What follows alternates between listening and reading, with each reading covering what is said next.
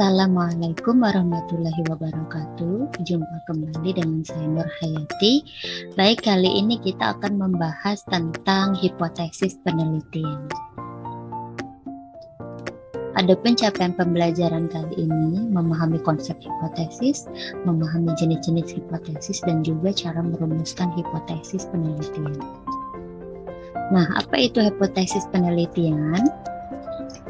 Ya, jadi hipotesis penelitian yaitu ekspektasi, prediksi, atau simpulan sementara terhadap suatu fenomena yang akan dibuktikan kebenarannya. Ya, jadi secara sederhana hipotesis penelitian yaitu berupa pernyataan sementara ya atau jawaban sementara. Gitu. Nah, tujuan dari hipotesis penelitian ya. Ada 3 tujuan utama di sini ya. Yang pertama, jembatan antara teori dan kenyataan. Jadi adanya hipotesis yang kita buat ya sesuai dengan topik penelitiannya itu bisa menjadi perantara antara teori dengan kenyataan atau fenomena di lapangan. Jadi apa yang kita temukan nanti pada hasil penelitian, apakah ini sesuai dengan teori ataukah bertolak belakang dengan teori ya. Jadi hipotesis ini jadi jembatan antar keduanya. Kemudian yang kedua, memungkinkan peneliti memasuki area penemuan baru. Ya, jadi dengan adanya hipotesis penelitian ya atau adanya asumsi sementara atau jawaban sementara, maka ini memungkinkan untuk peneliti-peneliti menemukan hasil penemuan baru ya, hasil penelitian baru seperti itu. Kemudian yang ketiga, memberi arah penelitian ya secara tentatif. Jadi kalau kita sudah punya topik penelitian, kemudian kita sudah punya rumusan masalahnya, kita punya hipotesis penelitiannya, kita akan lebih terarah. Kemudian syarat hipotesis penelitian ya, ada 5 syarat yang memang harus teman-teman penuhi ya ketika melakukan penelitian. Ya, yang pertama relevance. Kemudian ada testability, compatibility, predictive, dan juga simplicity ya. Kita akan bahas satu persatu. Nah, relevance. Nah, di sini hipotesis yang kita buat itu harus relevan ya dengan fakta yang akan diteliti ya atau dengan hasil penelitiannya nantinya. Kemudian yang kedua testability ya. Jadi hipotesis yang kita buat ini juga harus memungkinkan untuk diteliti ya, memungkinkan untuk diobservasi dan juga dapat diukur ya. Kemudian yang ketiga compatibility ya. Jadi hipotesis yang kita buat itu juga harus konsisten ya. Supaya apa? Ya supaya tadi terarah gitu ya. Penelitiannya arahnya jelas ya. Kemudian prediktif. Jadi hipotesis yang kita buat itu harus mampu memprediksikan apa yang akan kita temukan gitu ya. Kita sudah bisa prediksi nih, oh nanti tuh jawabannya seperti ini atau nanti hasil penelitiannya akan seperti ini, misal seperti itu. Kemudian yang terakhir simplicity ya. Jadi hipotesis yang kita buat itu harus sederhana ya, mudah dipahami dan juga bisa dicapai. Nah, seperti itu. Selanjutnya, karakteristik hipotesis penelitian. Jadi ada beberapa karakteristik di sini ya. Yang pertama, hipotesis itu harus merujuk pada pertanyaan penelitian atau rumusan masalahnya ya, tergantung dari topik yang kita angkat. Kemudian dia bisa bersifat terarah atau tidak terarah gitu ya. Jadi ada one tail atau two tail ya. Tentu didasarkan pada alasan-alasan ilmiah ya. Kemudian hipotesis ini bisa berupa pernyataan hubungan ya. Jadi pernyataan deklaratif hubungan antar variabel, baik itu variabel independen maupun variabel dependen ya. Kemudian arah hubungannya ya itu bisa lebih besar dari kurang dari positif, negatif, atau memiliki hubungan, atau memiliki perbedaan, misal seperti itu. Nah, pernyataan-pernyataannya isinya seperti ini, ya. Oke, selanjutnya jenis-jenis hipotesis penelitian, ya. Secara umum itu ada dua jenis hipotesis penelitian, ya. Yang pertama null hipotesis, kemudian ada alternatif hipotesis. Nah, apa itu null hipotesis, ya? Null hipotesis atau hipotesis nol, ya, istilah lain dari hipotesis statistik, ya. Jadi nol hipotesis ini berupa pernyataan netral, tidak adanya hubungan atau tidak adanya pengaruh atau tidak adanya perbedaan antar variabel. Nah, contoh H0, ya. Tidak ada hubungan antara riwayat merokok dengan kejadian hipertensi. Nah, ini berarti hipotesis nol. Kemudian selanjutnya alternatif hipotesis, ya. Apa itu? Ya, hipotesis alternatif atau HA, ya. Itu istilah lain dari hipotesis penelitian. Nah, di sini berupa pernyataan memihak adanya hubungan atau adanya pengaruh atau adanya perbedaan yang diharapkan antar variabel. Nah, hipotesis ini bisa terarah, ya, atau one tail, dan juga bisa tidak terarah atau two tail. Nah, nanti kita akan jelaskan di slide berikutnya. Nah, contoh HA, ya.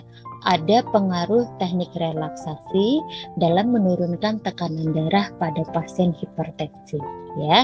Jadi di sini ada pengaruh. Selanjutnya, jadi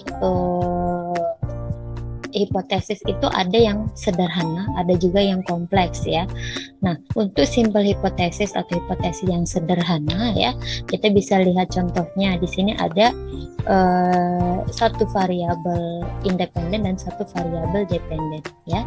Jadi hipotesis sederhana itu berupa prediksi hubungan antara satu variabel independen dan juga satu variabel dependen, ya. Contoh yang tadi, ya, ada hubungan signifikan antara riwayat merokok dengan kejadian hipertensi. Nah, di mana variabel independennya adalah riwayat merokok, dan juga yang bagian dependennya apa? Kejadian hipertensi, ya. Jadi ada satu variabel independen dan satu variabel dependen. Kemudian untuk kompleks hipotesis, ya, atau hipotesis yang kompleks, ya, itu contohnya di sini untuk variabel independennya ada dua nih, ya. Kemudian dependennya ada satu. Jadi hipotesisnya itu berupa prediksi hubungan antar dua atau lebih variabel independen dengan dua atau lebih variabel dependen. Nah, contohnya terapi relaksasi dan guide imagery efektif menurunkan tekanan darah pada pasien hipertensi, ya. Dimana terapi relaksasi ini yang pertama, ya. Kemudian guide imagery, ya, ini juga variabel independen yang kedua, ya. Nah, variabel dependennya adalah tekanan darah, ya, tekanan darah pada pasien hipertensi. Nah, selanjutnya bagaimana merumuskan hipotesis penelitian. Seperti yang sudah kita bahas sebelumnya, ya. Jadi hipotesis itu kan ada dua, ya, secara umum. Ada hipotesis nol dan juga hipotesis alternatif. Nah, untuk menetapkan keputusan hipotesisnya pada saat kita melakukan uji statistik, ya. Nah, kita nyatakan dulu H0 dan HA-nya. Misal untuk H0 tidak ada hubungan riwayat merokok dengan kejadian hipertensi, dan HA-nya ada hubungan antara riwayat merokok dengan kejadian hipertensi. Kemudian untuk pengambilan keputusannya itu biasanya ditentukan oleh nilai alfa, ya.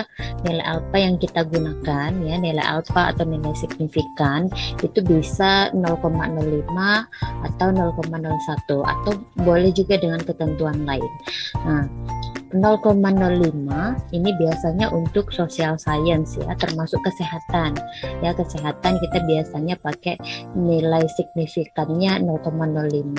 Nah, sedangkan yang 0,01 ini biasanya dipakai untuk hal-hal yang bersifat analisis obat atau sesuatu yang memang mengancam jiwa gitu ya. Jadi tingkat kesalahannya itu hanya boleh 1% saja gitu ya, tidak boleh lebih dari itu gitu. Nah, kemudian ketentuannya ya, jika nilainya signifikan ya, atau nilai alfa hitungnya ya, nilai alfa hitungnya itu lebih kecil dari nilai alfa yang sudah kita tentukan tadi ya, misalnya 0,05, maka H0-nya ditolak dan HA-nya diterima. Nah, sebaliknya kalau nilainya tidak signifikan ya, misalnya nilai hitung signifikansinya itu lebih besar dari nilai alfa yang sudah kita tentukan ya, yang tadi lebih besar dari 0,05 misalnya, maka H0 diterima dan HA-nya ditolak. Nah, dalam hipotesis alternatif ya, ada dua ketentuan yang memang bisa kita ambil dalam pengambilan keputusan hipotesis ya, yaitu one tail dan juga two tails ya. Nah, kita akan bahas satu persatu.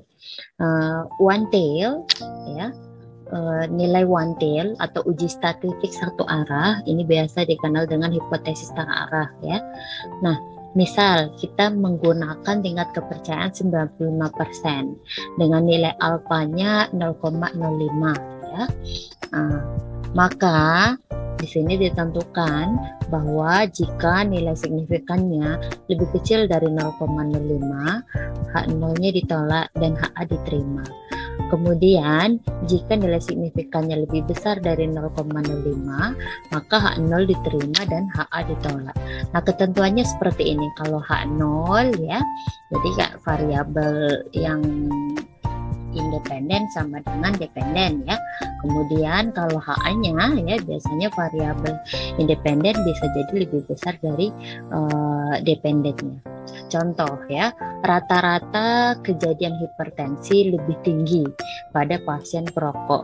Nah, ini yang menjadi kunci dari statistik satu arah ya, uji statistik satu arah atau hipotesis terarah. Ada kalimat lebih tinggi ya, bisa jadi lebih tinggi atau lebih besar misalnya ya. Ini berarti hipotesis satu arah atau one tail ya yang kita pakai. Kemudian selanjutnya ya, yang kedua adalah two tails ya. Nah, two tails ini merupakan uji statistik dua arah atau bisa dikenal juga dengan hipotesis tidak terarah ya. Misal kita pakai tingkat kepercayaan 95%.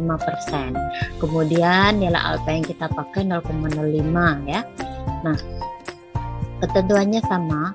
Jika nilai sig-nya lebih kecil dari 0,05, maka H0 ditolak dan HA diterima.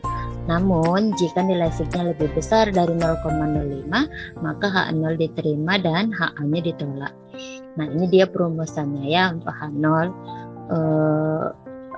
variabel independen sama dengan variabel dependen. Tapi untuk HA-nya ya, variabel independen tidak sama dengan variabel dependen.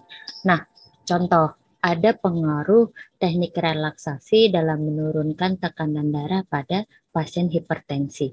Ya, jadi ini ada dua arah gitu. Ada yang mempengaruhi, ada juga yang dipengaruhi.